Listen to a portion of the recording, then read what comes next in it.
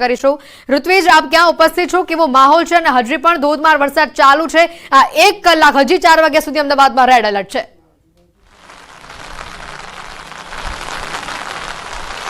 જી, ખાસ કરીને વાત કરીએ તો હાલ અમે અમદાવાદના બોપલ ગુમા વિસ્તારમાં છે। ગુમા વિસ્તાર જે સામૂહિક કેન્દ્ર પાસેના આપ દ્રશ્ય જોઈ શકો છો। અહીં ઢીચણ સમાણા પાણી ભરાઈ ચૂક્યા છે અને ખાસ કરીને જે ડ્રેનેજ લાઈનો છે તે ડ્રેનેજ લાઈનો ઓવરફ્લો થઈ રહી છે। આપ જોઈ શકો છો હાલમાં દ્રશ્યની અંદર અહીં તમામ મોટાભાગની જે ડ્રેનેજ લાઈનો છે તે ઓવરફ્લો થવાને કારણે આ તમામ જે વિસ્તારો છે, આસપાસનો જે વિસ્તાર છે કે જ્યાં ઢીચણ સમાણા પાણી ભરાઈ ચૂક્યા છે, એમટીએસ બસ છે તે બસના જે ટાયર છે તે ટાયર મોટાભાગે પાણીમાં ગરકાવ થઈ ગયા છે। જોઈ શકો છો હાલ જે પ્રકારની પરિસ્થિતિ અહીં જોવા મળી રહી છે। જે પ્રકારે અમદાવાદની અંદર વરસાદ વરસ્યો હતો, છેલ્લા 2-2.5 કલાકની અંદર અમદાવાદમાં ધોધમાર વરસાદ વરસ્યો હતો અને આ વરસાદની અંદર સમગ્ર અમદાવાદના હાલ બેહાલ થઈ ગયા છે।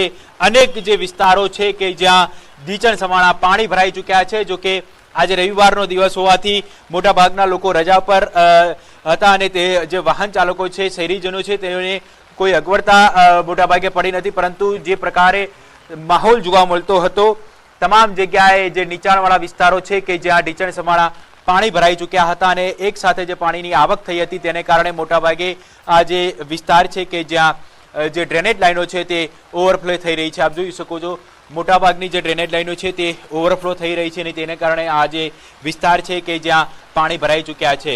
અમદાવાદના મોટાભાગના વિસ્તારોની અંદર આ પ્રકારની પરિસ્થિતિ જોવા મળી રહી છે, કારણ કે છેલ્લા 2 કલાકની અંદર જે પ્રકારે ધોધમાર વરસાદ વરસ્યો હતો અને તેને પરિણામે અનેક એવા વિસ્તારો છે કે જ્યાં પાણી ભરાઈ ચૂક્યા છે। મહત્વની બાબત તો એ છે કે જે કોર્પોરેશન દ્વારા જાહેરાત કરવામાં આવી હતી 110 જેટલા રોડ હતા કે જ્યાં પ્રી મોન્સૂન કામગીરી અસરકારક કરવામાં આવી હતી અને ત્યાં પાણી નહીં ભરાય તેવા દાવા કરવામાં આવ્યા હતા। જો કે આજે જ્યારે વરસાદ વરસ્યો હતો ત્યારે મોટાભાગના એવા વિસ્તારો હતા કે જ્યાં પાણી ભરાઈ ચૂક્યા હતા, કે જ્યાં દર વર્ષે આ જ પ્રકારની પરિસ્થિતિનું પુનરાવર્તન થતું હોય છે અને દર વર્ષે જે પરિસ્થિતિ સર્જાતી હોય છે। આપણી સાથે કેટલાક વાહન ચાલકો છે, આપણે તેમની સાથે વાત કરીશું।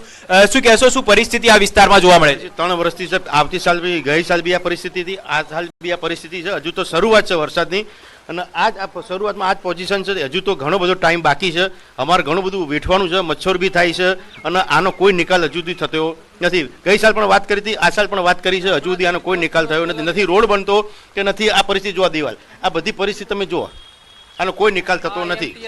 શું કહેશો, આપ કોને રજૂઆત કરી છે અને શું જવાબ મળે? અમે વચ્ચે બી દેવાંગ મ્યુનિસિપલ પાર્ટીને રજૂઆત કરી હતી, લેખિતમાં જ કરી છે। આ સામે જો આરોગ્ય કેન્દ્ર એની પરિસ્થિતિ તમે જો, પાણી દવાખાનું છે, દવાખાનામાં પાણી ભરેલો, સામે ઓલો ગટર રાખ્યું 1 ફૂટ પાણી ઉલળે છે। આ બધી ગટરો અમારે કઈ રીતે રહેવાનું? અમારો ફ્લેટ છે ક્રિએશન કરીને। બિલકુલ ઋત્વિજ, આપની પાસે આવીશું અને વધુ માહિતી મેળવીશું। વિભુ પણ અમારી સાથે સંવાદદાતા અહીંયા જોડાયેલા છે। વિભુ, આપ કયા વિસ્તારમાં ઉપસ્થિત છો અને 3 કલાકથી અવિરત વરસાદ વરસી રહ્યો છે અને હજી 4 વાગ્યા સુધી અમદાવાદમાં રેડ એલર્ટ છે અને ધોધમાર વરસાદ જો આ રીતે જ વરસતો રહેશે તો 1 કલાકમાં કેવી પરિસ્થિતિ આપણને જોવા મળી શકે છે?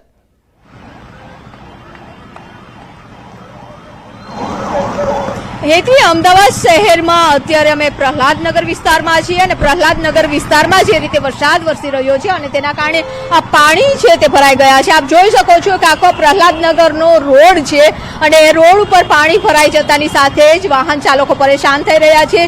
અત્યારે માહોલ છે તે આપ જોઈ શકો છો કે 3 વાગ્યો છે, પરંતુ અત્યારે સાંજના 7 વાગી ગયા હોય તેટલું કાળું અંધારું છે તે દેખાઈ રહ્યું છે। વરસાદી માહોલ છે અને હજુ પણ વરસાદની આગાહી છે, ભારે વરસાદની આગાહી છે તે કરવામાં આવી છે। સાથે જ જે થંડરસ્ટોર્મ એક્ટિવિટીઝ થવાની હતી અને 4 વાગ્યા સુધીનું જે રેડ એલર્ટ આપવામાં આવ્યું છે તે પણ બતાવ્યું। ફાયરની ગાડી છે તે પણ અહીંથી નીકળી રહ્યું મુશ્કેલ પડી રહ્યું છે। આપ જોઈ શકો છો કે કઈ રીતે આખી રોંગ સાઈડ છે તે જવાની પરિસ્થિતિ સર્જાઈ છે, કારણ કે ઠેર ઠેર પાણી ભરાઈ ગયા છે અને પાણીનો નિકાલ નથી થતો। જે લોકો છે તે લોકો પણ મુશ્કેલીનો સામનો છે તે કરી રહ્યા છે। આખા રોડ ઉપર પાણી ભરાઈ જવાની સાથે ધંધા રોજગાર છે તે પણ ઇફેક્ટ થઈ છે, અસર થઈ છે। સાથે જ વાહન ચાલકો પણ આજે રવિવારની રજા હતી અને રવિવારની રજામાં મજા માણવા માટે લોકો જે બહાર નીકળ્યા હતા અને તે લોકો પાણીમાં ફસાઈ ગયા છે। જે ફાયરની ગાડી છે તેને પણ રોંગ સાઈડ જવું પડે છે, કારણ કે તે રાઈટ તરફ છે ત્યાં પણ વધારે પાણી ભરેલું છે અને તેના કારણે વાહન ચાલકોને મુશ્કેલી પડી રહી છે. આ કોઈ પણ આ વિસ્તાર એવો છે કે જ્યાં રોજે રોજ હજારોની સંખ્યામાં વાહનો નીકળે છે. સામાન્ય દિવસોમાં પણ ટ્રાફિક જામના દ્રશ્યો છે તે અહીં જોવા મળતા હોય છે. અત્યારે પણ આપ જોઈ શકો છો કે જે રીતે વાહન ચાલકો છે તે આ પાણીમાંથી ગાડી કાઢવી પણ મુશ્કેલ બની ગઈ છે. 2 વ્હીલર હોય 4 વ્હીલર હોય તમામ લોકો છે તે પરેશાન થઈ રહ્યા છે. સાથે સાથે હજુ પણ કાળા ડિબાંગ વાદળો છે તે અમદાવાદ ઉપર ઘેરાયેલા છે. ભારે વરસાદને કારણે લોકોને પણ મુશ્કેલીનો સામનો છે તે કરવો પડી રહ્યો છે. લોકો છે તે અહીં જે વસ્તુ લેવા આવે છે તે પણ પરેશાન થઈ રહ્યા છે. જે એમટીએસનું આ બસ સ્ટેશન છે ને બસ સ્ટેશન ઉપર પણ લોકો છે તે પોતાની બસની રાહ જોઈને ઉભા હોય છે તે પણ ત્યાં પણ પાણી ભરાઈ ગયા. આપ કયા વિસ્તારમાં રહો છો? પ્રહલાદનગરમાં. અચ્છા, પ્રહલાદનગરમાં અત્યારે પાણી ભરાઈ ગયું છે ને આપ શા માટે બહાર નીકળ્યા હતા? અત્યારે કયા કામ? દાલ વડાનું ખીરું લેવા. અચ્છા, ઓહ, મોસમની મજા માણી રહ્યા છો સાથે સાથે? સારું ખીરું. મોસમની મજા સાથે સાથે એક સમસ્યાનો સામનો પણ કરવો પડે છે. બહુ વધારે પડતું પાણી ભરાઈ ગયું છે. હજુ પણ વરસાદની આગાહી છે, ભારે વરસાદની, ત્યારે તંત્રને આપ શું કહેશો? બધા સાચવજો અને સાચવીને બહાર નીકળજો અને અમદાવાદમાં વરસાદની બહુ જરૂર છે તો એન્જોય કરો વરસાદ. બિલકુલ, કારણ કે એન્જોય પણ કરવું જોઈએ, કારણ કે જે રીતે તો ખૂબ જ વરસાદની રાહ જોઈ રહ્યા હતા અને વરસાદી માહોલ થયો છે એટલે કે આજે રવિવારની રજા છે. લોકો દાળ વડાની પણ મજા માણી રહ્યા છે. સાથે બિલકુલ, આપણી પાસે આવીશું અને બધું માહિતી પણ મેળવતા રહીશું. અત્યારે જે આપ દ્રશ્યો જોઈ રહ્યા છો પ્રહલાદનગર વિસ્તાર, અમદાવાદનો પોશ વિસ્તાર કે જે આખો પાણીમાં ગરકાવ થઈ ગયો છે.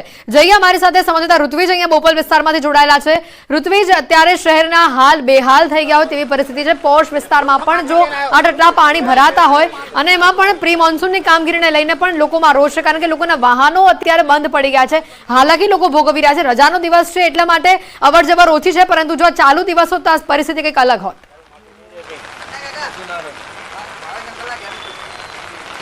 જી, એટલી વાત કરીએ તો જો વર્કિંગ ડે ની અંદર આટલો વરસાદ વરસ્યો હોત તો ચોક્કસથી અમદાવાદના રસ્તા ઉપર પાણી જે ભરાયેલા છે તેના કારણે ટ્રાફિક જામના ચોક્કસથી દ્રશ્યો જોવા મળ્યા હોત. અને અનેક વખત એવું બન્યું છે કે માત્ર 1 કિલોમીટર જેટલો એરિયા કાપવો હોય, 1 કિલોમીટર જેટલો રસ્તો કાપવો હોય તો લગભગ 2 થી 3 કલાક જેટલો સમય થઈ જતો હોય છે. અને બોપલમાં હાથ જોઈ શકો છો, હાલમાં આ જે વિસ્તાર છે તે વિકસિત વિસ્તાર છે, તેમ છતાં અહીં આ પ્રકારની પરિસ્થિતિ જોવા મળી રહી છે.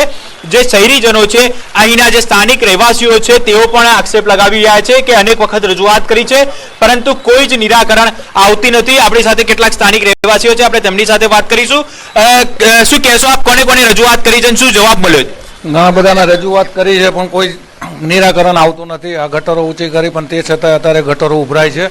અત્યારે પાણી છે અને એમ્બ્યુલન્સ આવે છે, અડધી એમ્બ્યુલન્સ ડૂબેલી છે. આરોગ્ય કેન્દ્રમાં પાણી ભરાયેલું છે એ તો આપ જોઈ શકો છો.